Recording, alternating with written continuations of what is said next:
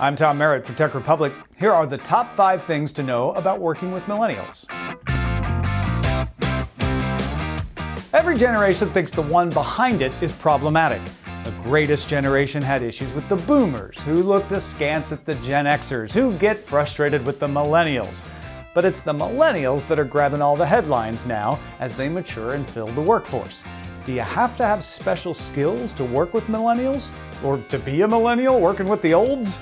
Here are 5 things to know about millennials in the workforce.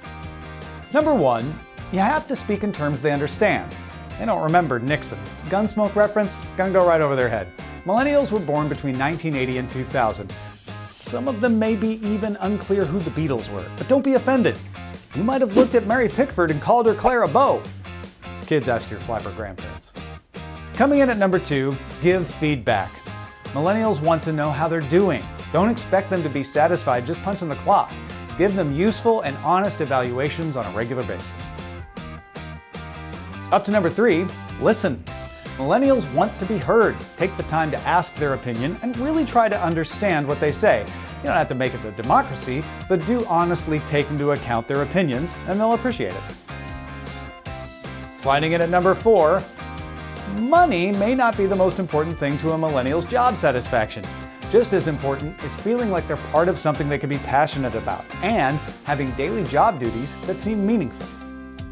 At number 5, what applies to millennials applies to all your employees. They're actually just younger versions of humans. So really, all these tips apply to everybody.